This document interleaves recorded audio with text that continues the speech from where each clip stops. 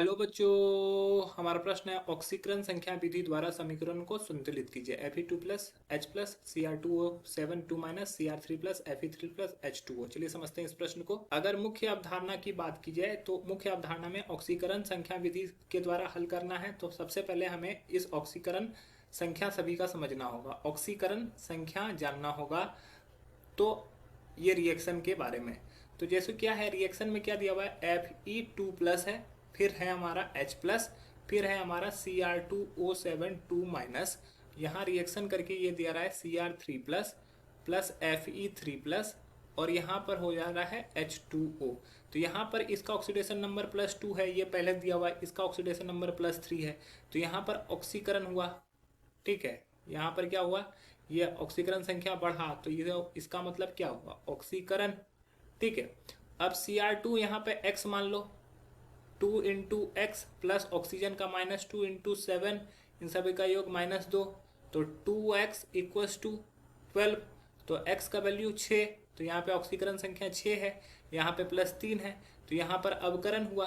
अब देखो oxidation half और रिडक्शन हाफ को अलग अलग लिख लेते हैं। Cr2O7 2 माइनस, इसका अवकरण हो रहा है, ये Cr3 प्लस में जा रहा है, और रिडक्शन हाफ Fe2 प्लस से ये क्या हो रहा है, Fe3 प्लस में जा रहा है।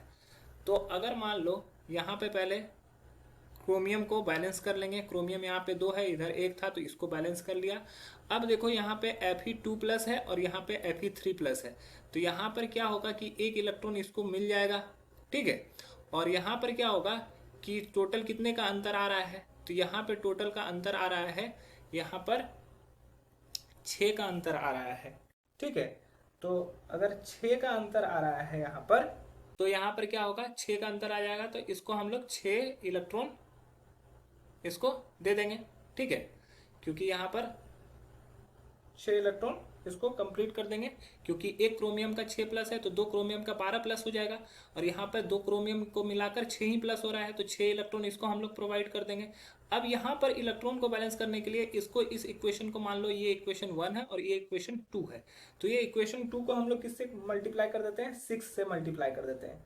तो अगर 6 से इसको मल्टीप्लाई कर देते हैं तो रिएक्शन करने के फलस्वरूप क्या हो जाएगा, ये 6 से मल्टीप्लाई करके दोनों को ऐड कर देते हैं, तो क्या होगा, तो 6 से अगर मल्टीप्लाई कर देंगे और दोनों को ऐड कर देंगे, तो ये हो जाएगा Cr2O7 2 minus plus 6 electron plus 6 Fe2 plus, और ये हो जाएगा 2Cr3 प्लस, और यहाँ पे हो जाएगा 6 Fe3 प्लस और प्लस 6 इलेक्ट्रॉन, ठीक है। इलेक्ट्रॉन तो कैंसिल हो जाएगा, हमारा Cr2O7 ये इस तरह से हो जाएगा।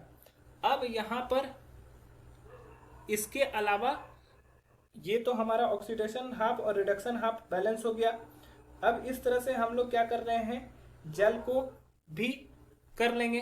तो जल को बैलेंस करने के लिए यहाँ पे O7 है, तो O7 जिधर ऑक्सीजन होता है उसके अपोजिट साइड में उतना ही वाटर मॉलिक्यूल जोड़ देते हैं, और जितना वाटर मॉलिक्यूल दूसरे तरफ में जोड़ते हैं उतना H प्लस आयन इधर जोड़ देते हैं उसके अपोजिट साइड में। तो इधर 7 ऑक्सीजन है, तो 7 वाटर मॉलिक्यूल अपोजिट साइड में जोड़ेंगे, और 7 अपोजिट साइड में वाटर मॉलिक्यूल जोड़ेंगे, तो उसके बदले में 14 H प्लस आयन इस तरफ में जोड़ेंगे। तो ये पूरा तरीका से बैलेंस जो होगा, ये बैलेंस होके हो जाएगा Cr2O7 2 minus plus 6 Fe2 plus plus 14 H plus ion, reaction करने के बाद बन जाएगा 2Cr3 plus plus 6 Fe3 plus plus 7H2O।